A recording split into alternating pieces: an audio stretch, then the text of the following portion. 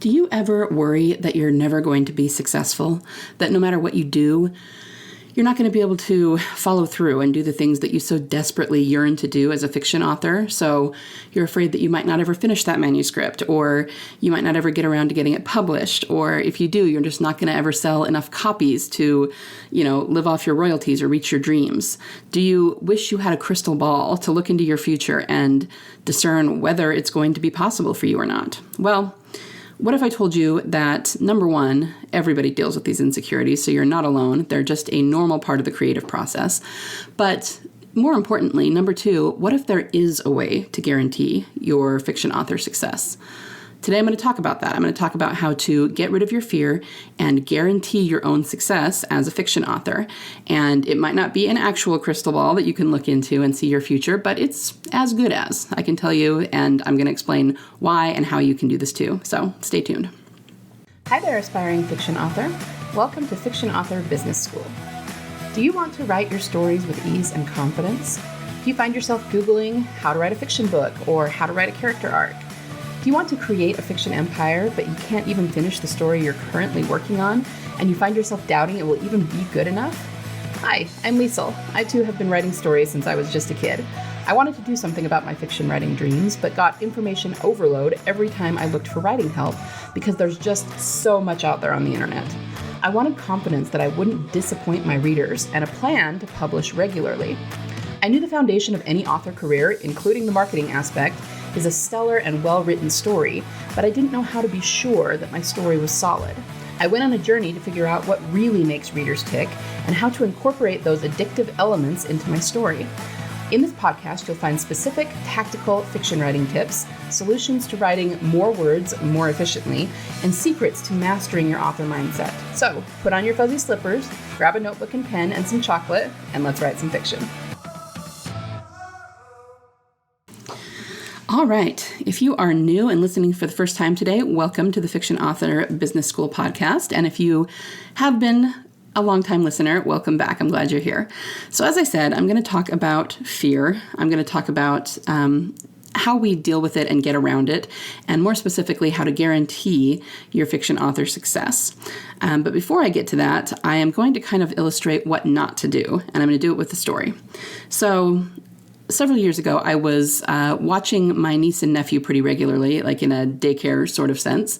And when my nephew, his name is Lyric, started school, he, as it turned out, had some trouble with reading. Now, he is a very high energy kid. He's very intelligent and very affectionate. And what I kind of already knew is that, unlike me, he's more left-brained. So I, as a creative, and I'm sure a lot of you, I'm very right-brained. I do have a high amount of logic as well, but between right-brained and left-brained, I'm definitely right-brained. He's not. He's more left-brained. He's more analytical. He's really good with numbers and shapes, and he really liked math. But he was also very good with physical things, like with his hands, building things, and he was actually very, very social, more social than I am. He's very extroverted. But because of all of that, he just didn't wrap his head around reading as quickly as his teachers would have liked. And understand, this was when he was 5. He was in kindergarten, and it was just difficult for him. He was struggling to read. And both his mother, my sister-in-law, and I, we ended up getting really frustrated with his teacher. Now, I'm going to tell you that she was one of the worst teachers I've ever come across, and I am not at all throwing shade at teachers in general. I have also come across excellent teachers who were wonderful at what they did and wonderful with the kids they taught. But unfortunately, this teacher was just not one of them. She was not willing to help him be successful, and she flat out told us that. Like, she had no shame about it. She just would tell us, no, I'm sorry, we're not doing that. And it was really frustrating. She would look me in the face and tell me, well, he's going to struggle with this the rest of his life. He's going to have a really difficult life because he can't read. And I was just flabbergasted by that. And I would stare at her and I would be like, he's 5. So is there some unspoken rule that if you don't learn to read by the time you're 5 years old and 3 months, then the window is gone and you're never going to learn to read again? I mean, of course not. It was just kind of a ridiculous response. So I remember turning to my sister-in-law and saying, okay, this is not going to get any better. And by that I meant the teacher was not going to be helpful. And so I said, let's you and I put together a plan to help him to read. And we did. We worked with him intensively. I honestly didn't do much except let him practice by reading to me a few books every time that I took care of him. But his parents worked with him really intensively at home all summer. And the other thing that reinforced the ridiculousness of this is that, well, first of all, long story short, he did learn to read. And it just took him a little bit longer for it to click for him in his brain. But over the summer, he did. And, everything did click. And when he went back to school the next year as a first grader, I was still caring for him.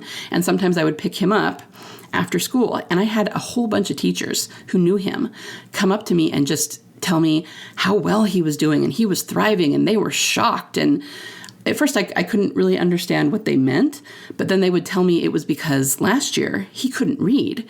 And this year, not only is he reading, but he's writing. One of the teachers told me that he had written her a note that was just a sweet note from a student to a teacher, like, hey, teacher, I love being in your class. You're a good teacher, that sort of thing. And she was going, it's full sentences. All of his punctuation is correct. And, I wasn't mean to them about it. I just kind of smiled and nodded and thanked them and everything. But inside, I was just massively face-palming. I mean, all of these teachers bought into what I'm assuming, I don't know that they actually evaluated him themselves, but they seem to have bought into what his teacher had said. And think about this, you guys, as a 5-year-old, because he didn't pick up the reading in the time frame they believed he should, they literally labeled him as stupid and unable to read. And it just, even looking back, it still just blows my mind. Like, why would you do that? I mean, even if you did not have the tools or the resources to help him, I still would not say that to him or a parent. I would say, look, he needs special help. This is what you need to do. Maybe I do not have the capacity to help him right now, but if you do X, Y, and Z, he'll get it. You just need to work with him more. But that's not what they said. They literally labeled him as a dunce, and this teacher, for the rest of the year, the one that was his classroom teacher, ignored him, like often literally put him in a corner and would not interact with him. That's how bad it was. So when I tell you that I really did not care for this teacher, again, I'm not throwing shade at teachers. When I tell other teachers this, they're flabbergasted and want to know that person's name so they can go get her fired. Most teachers who are worth their salt would never treat a student like this. And like I said, he just landed with a really terrible teacher that year. After telling this story, I hope that you are all on board with me in believing that this was just a ridiculous approach to teaching a child to read. And now Lyric not only reads, he is thriving, he is bright, he's doing great. And of course he is. He was never going to be a dunce. She just didn't want to deal with the problem. So if you, like me, believe that that was not the right approach, that's good. But I want you to stop and think for a minute about how often we do this exact same thing to ourselves. If something doesn't go well the first time, if we don't pick it up as quickly as we would like, if we're not super successful right out of the gate, we tend to label ourselves as dunces. We tend to say, oh, I just can't do it. Oh, I'm just not made for that. Oh, I just can't write that fast. Oh, I'm never going to be able to do what, Stephen King does or J.K. Rowling does. Well, I guarantee that anytime you're doing that, and it does not matter how many times you've tried and maybe not hit the result that you want, if you're doing that to yourself at all, you are jumping the gun and you are labeling yourself as stupid and unable to learn something way, way before you ever should. And in fact, you should never label yourself that way because we are all human beings with godlike potential in our minds and we can do anything we set our minds to. Does that mean that it will be easy? No, it doesn't. If we're going to hit obstacles, it's going to be hard, and we are guaranteed to have failures along the way. But don't ever, ever do that. Don't ever label yourself as someone who can't figure something out or who can't learn something. You will always be able to figure it out. So don't do what this teacher did to my nephew. Give yourself more grace than that, okay? And I guarantee you that every single person who has ever seen success in whatever field they work in, whatever they were reaching for, whatever they were trying to do, they have seen that success by embracing their failures. They have learned along the way that they need to embrace those failures and learn from them. So there's a phrase that you'll hear kind of batted around a lot, especially around the entrepreneurial industry. And make no mistake, the pursuit of fiction writing as a career is an entrepreneurial pursuit. But the phrase is fail fast, fail forward. And it just means You need to embrace your failures, and you need to use them and learn from them in order to move forward more quickly. So stop being afraid of failing. The fastest and most efficient way for us to learn something as human beings and move forward in the race is to fail. And, we of all people as fiction authors should understand this, because we do this with our characters, right? But for some reason, our society has taught us that failure is a bad thing and that we should be ashamed if we fail. And that's just not true. The best way for us to learn is to trip and fall on our face. And it's not always pleasant. It's not always fun. But if you learn to embrace that, to fail fast, hope that you fail quickly so that you can learn quickly, so that you can pull yourself ahead more quickly, you will be amazed at the amount of progress you will make in a short time. Now, the title of this episode and what I said at the beginning was that you can guarantee your own author success, right?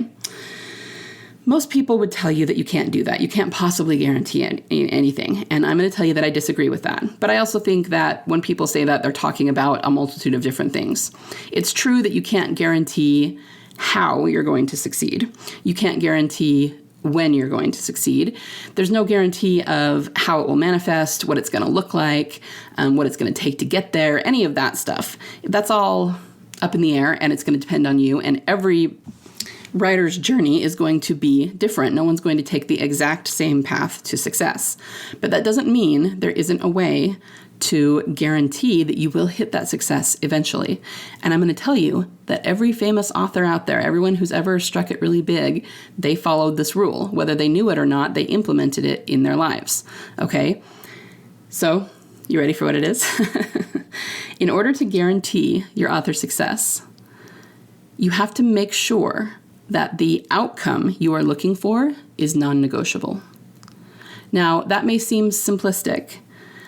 So many people out there want some big, bad, dark, clandestine secret that only an elite few know about. But guys, no. Success is usually pretty simple. In fact, it can be so simple that most people won't do it. And of course, doing simple things and not getting massive success right away discourages people, so they'll stop doing those things. But it is the simple things that keep you on the right track and will eventually lead to success. For authors, if you just keep writing every day, just keep pushing forward, just keep working on that next story, you will eventually get there. But it seems so simple, like there must be something that other authors do that I have not done. No, not really. I mean, hey guys, I am interrupting this episode for just a quick minute to tell you that it is brought to you by Pro Writing Aid. This is a software that helps you edit by showing you where there are problems in your manuscript. Do you sometimes feel like your writing is amateurish sounding? Like no matter how much you edit or how good your grammar is, it still feels just more trite than your favorite author who is already published and widely read? Well, I can tell you that if you have this problem, the amateur sound of your writing comes from using too much passive voice. And that is just one of the things that Pro Writing Aid can help with. It shows you where you have grammar mistakes, typos, and yes, it does show you where passive voice is so that you can fix it. And I promise you that as soon as you get rid of that passive voice, the amateurish feel of your writing will go away as well. So if that's something that your writing could benefit from, go to bit.ly/ProWrite1. They have 3 different tiers of payment plans. You can pay by the month, by the year, or you can do one lifetime payment so that you never have to pay for it again. So there's something for every budget. Never worry about your writing sounding amateurish again. Go to bit.ly/ProWrite1 and check out Pro Writing Aid. Twilight was rejected by, I don't remember what it was, something like 9 or 15 publishers before she finally got her book deal. J.K. Rowling took her 5 years to write the first Harry Potter book, and it's the shortest and simplest of all of them. So why did she take so long to write that first book, and then later books, which were much thicker and more complicated in their storylines than the first one, she wrote them a lot faster? Well, that's because she probably failed a lot writing that first book. She didn't know what she was doing. It was the first book she'd ever written, start to finish. So she failed fast. She failed forward. She learned from those mistakes. She figured it out. And by the time she was done with that, she had 1 book under her belt, and the rest just came easier. And that is the story of everyone who has ever taken on a difficult endeavor, who ever had to learn how to do something new and be successful at it in the whole history of humankind. Guys, that's just the way it goes. So that's why you've got to not label yourself as unable to do something, and why you've got to fail fast, fail forward, and just know that that's what it's going to be like. And I will also tell you that everyone who has ever taken on a difficult endeavor, who has ever succeeded at anything, so whether it's great writers, great singers, great actors, business people, inventors, entrepreneurs, whatever the case may be, they followed this policy. They would say, my success is inevitable. I don't care if I fail. I don't care if I mess something up and don't do it right. I don't care if everything collapses and I have to start over from scratch. I will eventually get to where I want to be, and I will keep working and keep fighting and keep learning until I get there. They made the outcome non-negotiable. And that is the only way that you can guarantee your success as a fiction author, just by simply not ever giving up and not ever taking failure as a bad thing. Take it as something that's good, that you're going to learn from, and that you can use as a leg up to the next level. And if you do that, you cannot fail. So it might not be a literal crystal ball that you're actually looking into, but it is as good as, because if you listen to these entrepreneurs and these really successful people who have done things like that, that's what they always say. I knew I was going to fail. I had all these failed endeavors that didn't go quite the way that I wanted, but I learned from them and I kept going. And, oh, by the way, now I'm a millionaire. Oh, by the way, now I've sold 1 million copies of my books. Oh, by the way, now I'm super successful at what I do. And they did get there eventually. And what you'll find, I hate to keep using words like eventually and that sort of thing, because it makes it sound like it took them a long time. And, it didn't happen overnight. I think for any of them, I think it took them at least a few years. Some of them it took longer than others.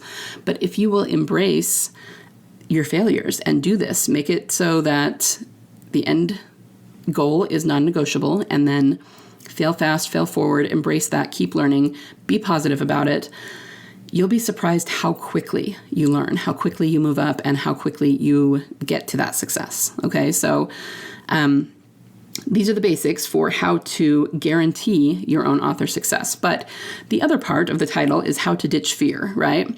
And you guys know I like to give you some practical tips that you can implement right away. So that's what I'm going to do. How do we actually ditch this fear? Because we all have it. We all have the insecurities. In fact, the phrase imposter syndrome has become almost cliche in the entrepreneurial sector because everybody deals with it and everybody talks about it. But how do we actually deal with it?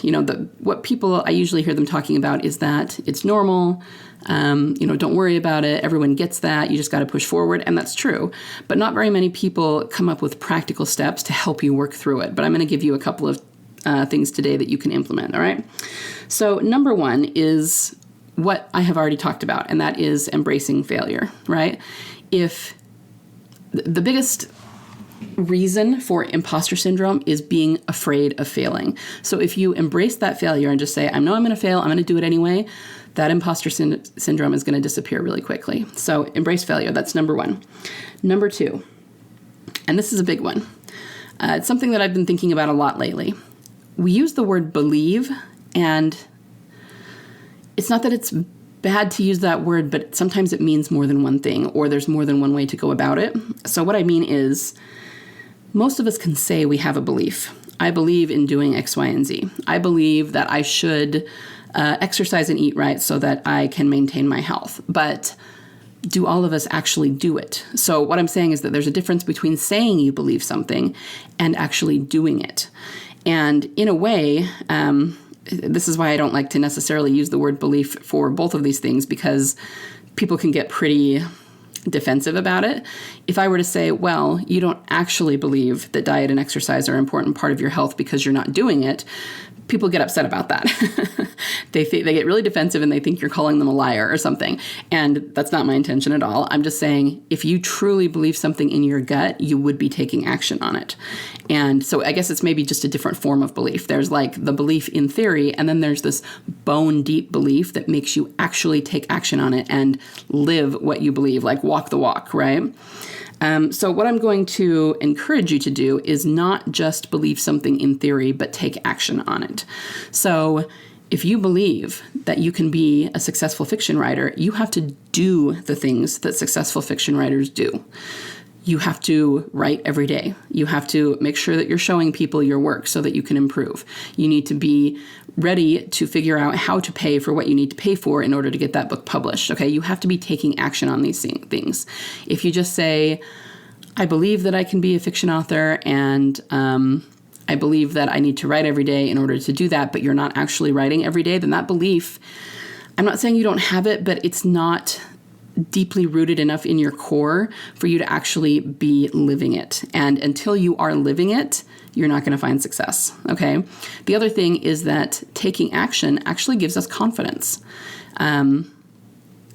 If you want to write every day, but you're not, of course you feel like an imposter because you're saying you believe one thing, but you're not living it. And that creates a great deal of fear and insecurity in you. And I remember doing that. I remember, when I was first struggling to write and nail down my writing process, I did feel a lot of fear because I knew I wasn't writing every day and I should be, otherwise I wasn't going to see results, But if you are writing every day and you are seeing results and you can see yourself improving, that creates confidence. And that is yet another way to push down fear. So you have to be acting on your beliefs, not just theoretically having them, right? So that's number 2. Make sure that you are acting on your beliefs and living your beliefs, not just believing them in theory. And number 3, relax. Maybe this sounds a little bit strange. It really is the truth. As I get more into meditation and manifestation and learning how to use those things as tools to create the life that you want, what's become really apparent is that the energy that you put forth, and, people talk about this a lot, the frequency of the energy and everything, but it really has to do a lot with relaxation. If you are not relaxed, if you are in this highly stressed, frenzied, oh my gosh, what am I going to do kind of energy, that's what's going to hold you back. I mean, single-handedly, that is what's holding you back. So if you are worried that you're not going to finish your story, if you're worried it's not going to be good enough, if you are worried that you're not going to sell enough copies, if you're desperate and going, this has to work, I have to be able to do, no, you guys, you're hamstringing yourself, okay? Because you are creating an energy that is not relaxed. The surest way to be successful in your manifesting is to have a calm, confident, relaxed energy. So the very first thing I want you to do is just to relax. Close your eyes, relax every part of your body, and tell yourself, you can do this. You're going to be able to do this. And make sure that, as I keep saying, the end goal is non-negotiable. And if you approach it with that relaxed energy, saying, it doesn't matter what happens, I'm going to learn, I'm going to figure it out, but don't be anxious about it, don't be frenzied about it, don't be stressed about it. Okay, the relaxation, it's not even a big part. It's pretty much the whole thing, okay? You can't reach your goal in a way that will help you be successful unless you have that relaxed energy.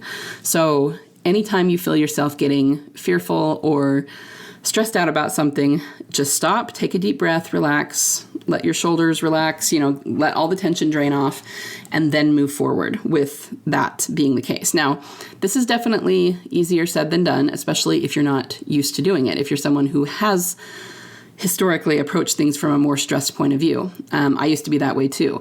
But if you practice it and if you keep doing it, it will become second nature to you, and then you'll just start seeing yourself succeed at every turn because the fear isn't there anymore. Okay, so let's recap those 3 steps really fast.